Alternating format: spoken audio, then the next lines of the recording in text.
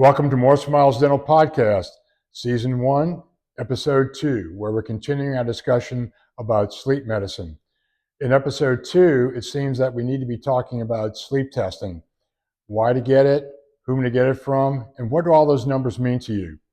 Episode 3 will be about pediatric sleep breathing disorders, your children, ADD, ADHD, what might be the cause of them having trouble staying awake or misbehaving in school, and what physicians and nurse practitioners you could go to get help with that.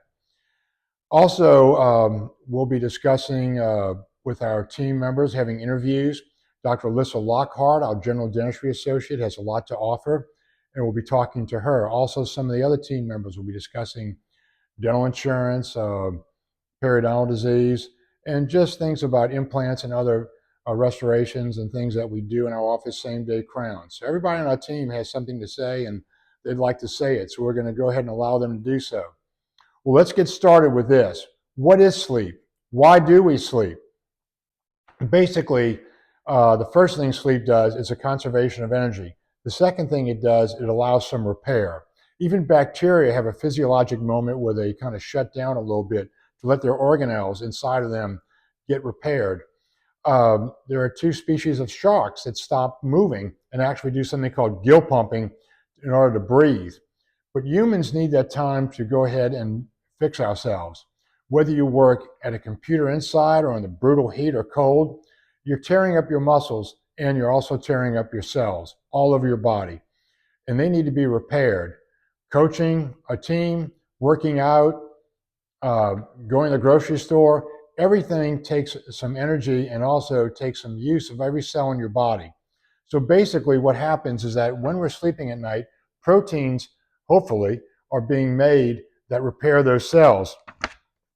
Other things that go on is that there's brain function that needs to be taken care of. Brain cells are like any other cell. When they function, they produce metabolites that are toxins. So there's an organ system called lymphatics, and what it does is it drains the brain and other cells of these toxins and allows you not to have brain fog. Immunity is built up. During certain stages of sleep, you're producing proteins that are a part of your immune system. And if you don't have proper sleep, you're going to get sick more quickly and more easily. Weight management. I'll explain to you some hormones that are produced or not produced during different stages of sleep that can help you lose weight and maintain a healthy weight. Emotional well-being. If you're fatigued, anything is going to stress you out. And also, if you're not fatigued, things that might stress you out won't stress you out. And then finally, insulin production is balanced better when you're sleeping.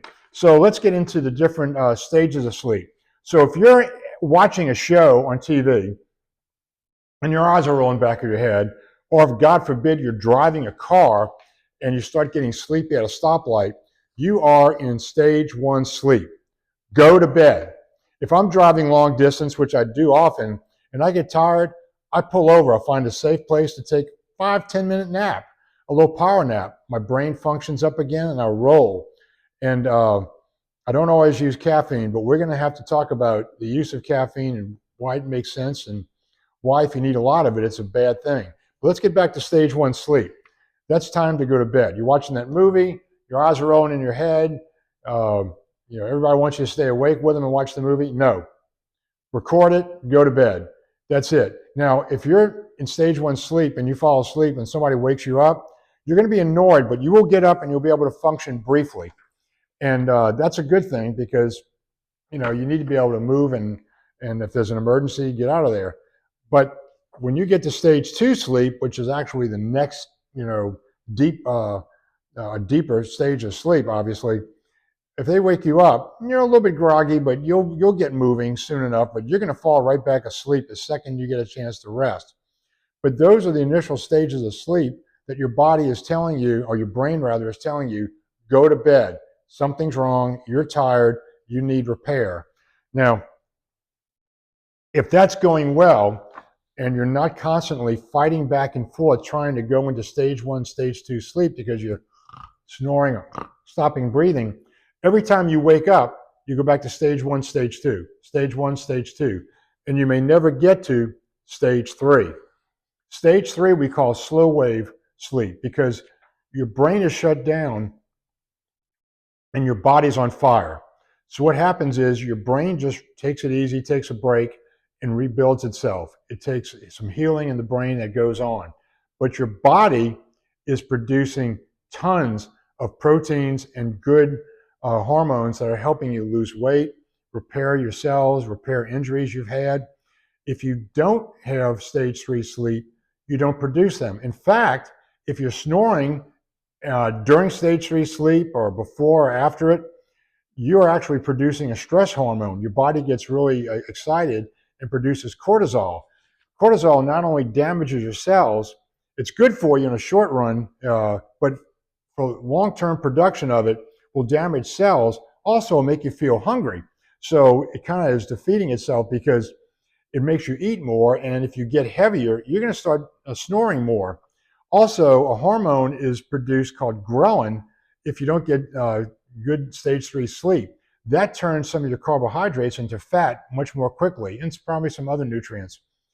If you do get good stage 3 sleep, you'll produce something called leptin, which does help you balance your food intake, and you'll lose weight, and also you'll use the food products better. Now, if you get through stage 3 sleep, you probably move on to something else that we call REM sleep. They don't call it stage 4 sleep. They call it rapid eye movement sleep. And what it is that, well, I made this little drawing here, but let's just use hand puppets. The top part of your head is called your cerebral cortex. That's where most of your intelligence comes from. And in stage 3 sleep, that part is shut down. But in REM sleep, dream sleep, it's on fire. Now, why it's called REM sleep is because that stands for rapid eye movement. When that part of your brain is on fire, the optic lobe is right below a sheet of tissue called the tentorium, or like a tent. And it senses that electrical activity. So it stimulates your eyes to roll all over the place, even though your eyes are closed. So when you see somebody dreaming, if you look carefully, when we film patients, you can see the eyes moving. So what is going on? Well, your brain is on fire, rebuilding memory, learning things, and you may dream about a house, an old friend, things that make no sense, or something during the day that was epic, a movie you saw the night before. But basically, your brain is rebooting itself and rebuilding your memory and your intellect. Now, what happens to your body is that everything is shut down. If you have peripheral limb movements, your legs are kicking, your arms are kicking, that is a REM stage disorder. Peripheral limb movements are not supposed to be happening because your body needs to relax. You don't want to be running away from that bear you're dreaming about or kicking around if you're having a nightmare. So your body will actually shut down yourself physically. Now, if you are not getting into REM sleep, you're not going to rebuild your memory, and some of your cognitive skills are going to go south on you. So it is very important that we go through these 4 stages of sleep for our bodies, for our cognitive executive skills, and you go through these stages 4 to 6 times a night during a 5 to 7 hour sleep time. If you keep getting interrupted, I just demonstrated to you why it is hazardous. During the Korean War, North Koreans would torture American soldiers by using sleep deprivation. Theoretically, if you keep waking up a horse and don't allow it to sleep, you'll kill it within 2 weeks because it won't be able to repair the cells that need fixing. So, how do we know what stages of sleep you're in? We have wearables such as Fitbits and Apple Watches and all, but they're not very accurate. They give you a pretty good idea, but it's all inferred data from your blood pressure, from your oxygen levels, from the amount of movement you are making. So it can be very flawed, but it gives you a pretty good general idea. There are things called sleep tests, and we're going to go over the sleep test basics here. We're going to go over polysomnograms versus home sleep test or home sleep apnea test. We're going to discuss something called AHI, SpO2, REI, RDI, and some other things. All right, so let's discuss why you would want a sleep test. Witnessed snoring, either by yourself, where you wake up stopping breathing, or you hear yourself, or you have an app like we use called SnoreLab, where you can record to see if you're snoring at night. If you're consistently snoring every night, especially in the morning, and I'll explain to you why that is so dangerous, or somebody witnesses you snoring, you have a sleep breathing disorder and you need to be tested. Now, typically sleep tests are just one night. I prefer to have 2 nights done in case there's an error. But the old way of testing was a polysomnogram. Now, in my opinion, if somebody has head injuries like a pro football player, a martial arts person, or a soldier who was wounded, especially in the head, I want you to go into the hospital and have a polysomnogram and sleep overnight. You have more channels where you test more things about your brain, and it's just more thorough, in my opinion. However, insurance companies being who they are, and patients not wanting to be inconvenienced, they have driven something called home sleep tests. And I happen to use one that I use for monitoring patients, and I'll discuss that more in episode 4. But I use the Z machine, but there are tons of other ones. There are level 1 tests, which is the polysomnogram, the best, obviously. However, some patients will argue, my gosh, I'm sleeping with somebody watching me. I have all these attachments on my head, these bands around my chest, and I'm sleeping in a strange bed. I don't know if that really made as much sense as it should. Okay, well, we can also do a level 2 home sleep test, which is what I have, and most of my physicians know that that's what I want. It has a lot of channels. It will actually record some brain waves, but it makes a lot of inferences about what's actually going on. But it's pretty accurate. And artificial intelligence is involved in reading a lot of the data that comes through and interprets it very, very well. A level 3 test is what many of the physicians use, and they're good. They're more than just screening tools. They do have a lot of information in there, and they are valid tests as far as whether or not you have a sleep breathing disorder or something else going on. And finally, level 4, I use for monitoring. That could be a very fancy wearable, like my pulse oximetry unit is very, very accurate. Things like the Oura Ring aren't that good, but they actually do give you a pretty good idea. But a level 4 pulse oximetry is what I use for monitoring, along with my level 2 sleep test, the Z machine. So you wear this thing all night and you get some sleep, and it has some data that it has recorded.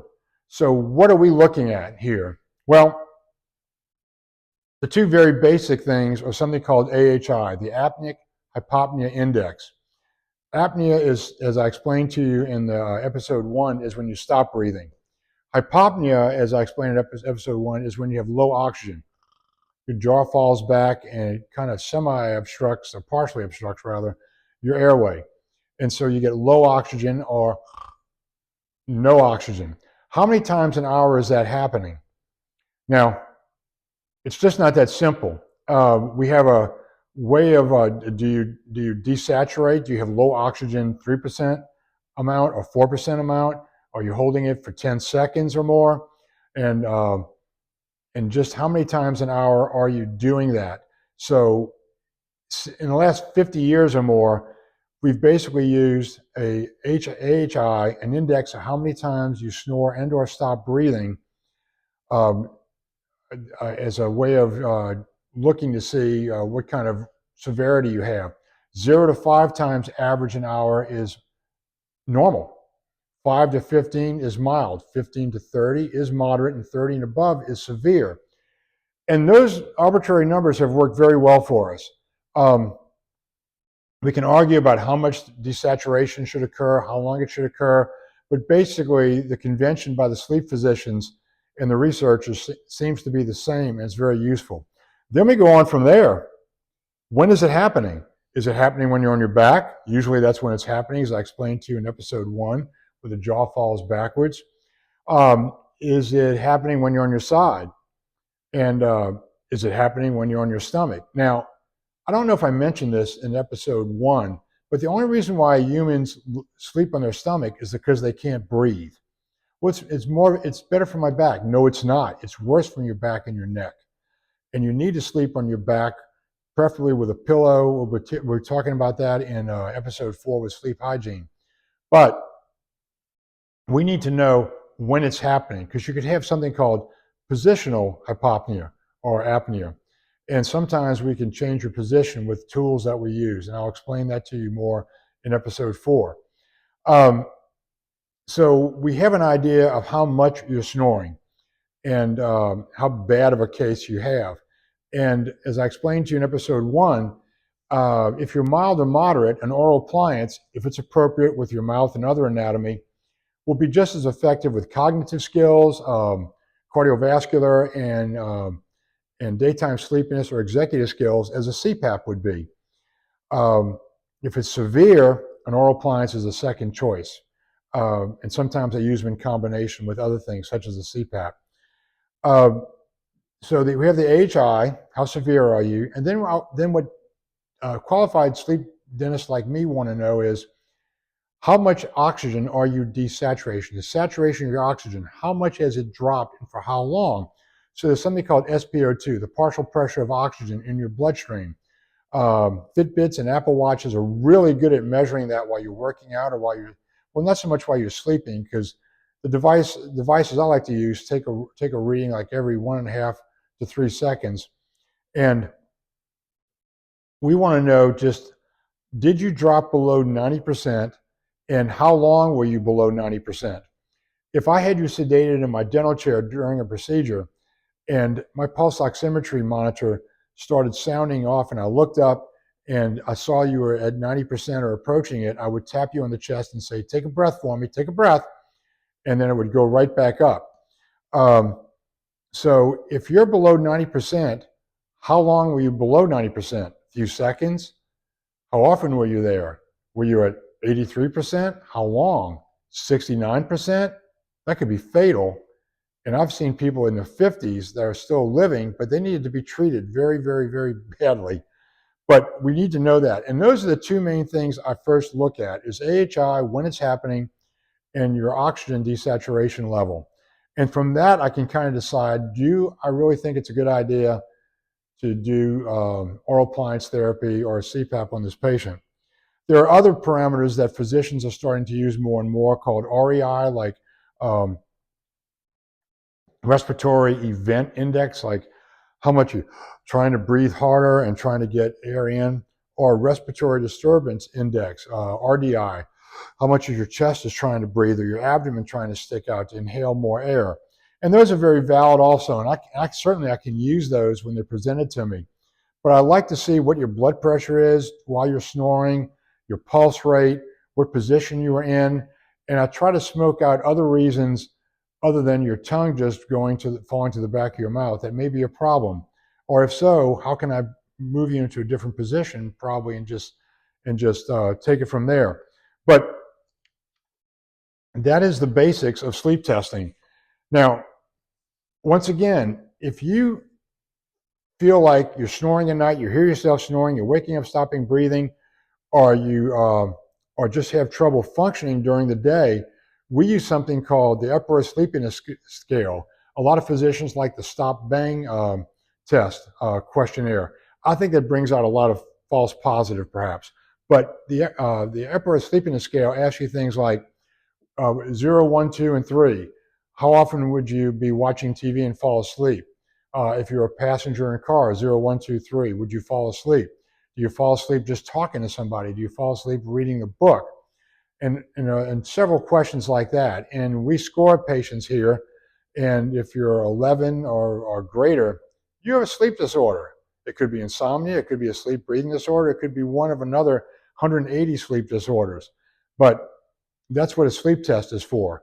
So if we see signs in your mouth, biting your cheek, biting your tongue, having what we call a Mallampati score of 4 or 3 sometimes, or a fat tongue, or a cricomental space that's heavy, we're going to ask you, and we see redness in the back of your throat, for instance, we're going to ask you, does anybody hear you snoring at night? Do you have a bed partner? And that could be Anybody, that could be a grandchild, it could be a German Shepherd, which isn't very helpful, a kid in the other room, or somebody in your hunting camp or fishing camp, or if you're like a fireman, somebody in the firehouse who hears you snoring.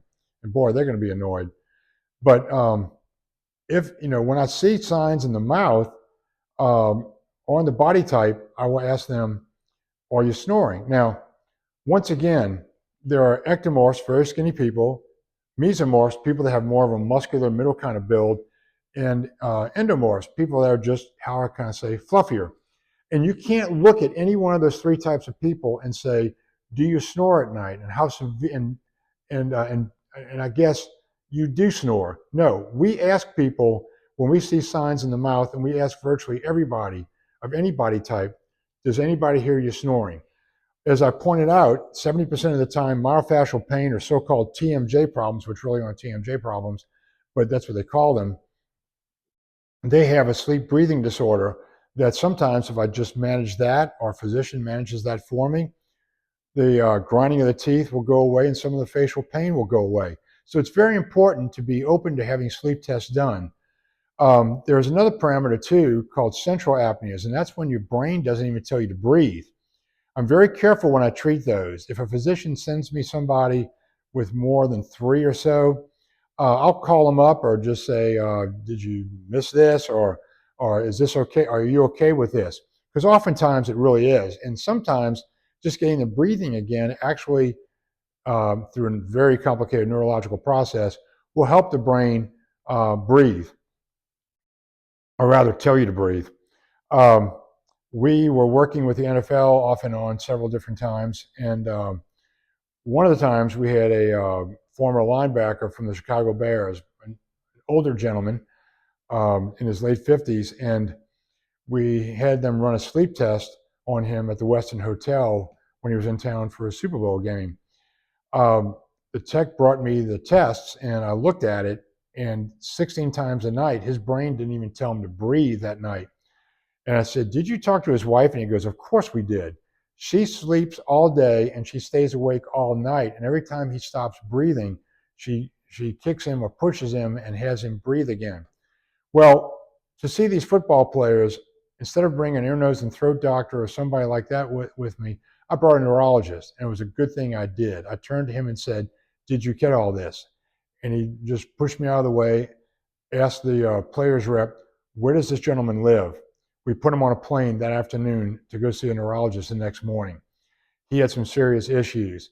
And so most of the time, we don't see a lot of central apneas on people, or something called mixed apneas, where you have a sleep breathing disorder and a problem with the brain.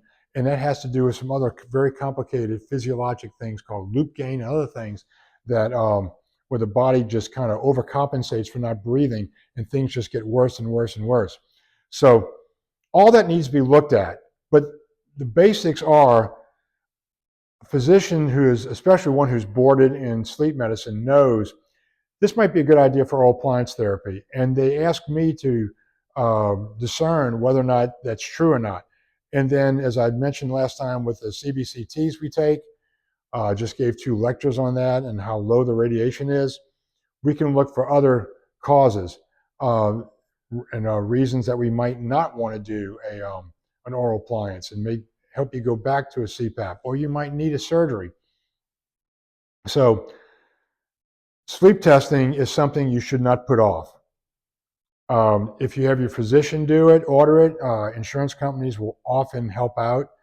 We'll be discussing that on a future podcast about medical insurance and how unfair it is, and things like your deductible and why they won't pay for things. And we'll even discuss in the future about ways of paying for things that you need to get done, either by me or a physician or a nurse practitioner.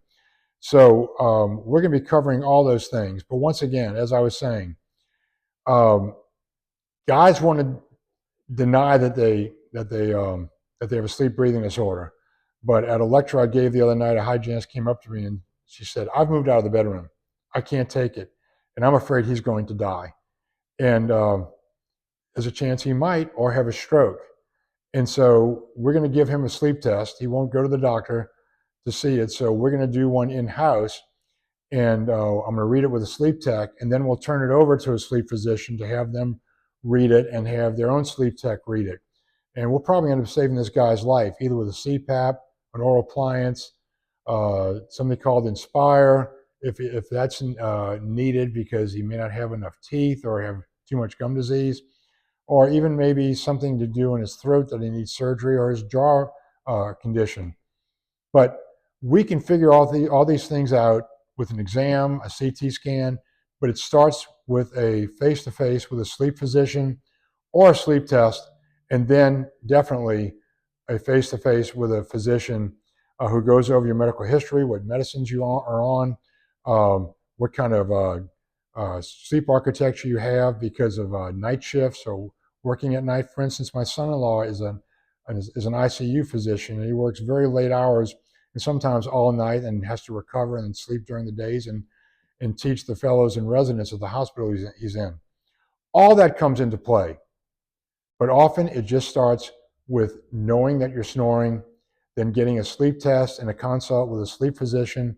And I'm always happy to meet with you and give you the points that I'm making in this podcast series, and then get you to the physician who's going to help you one way or the other.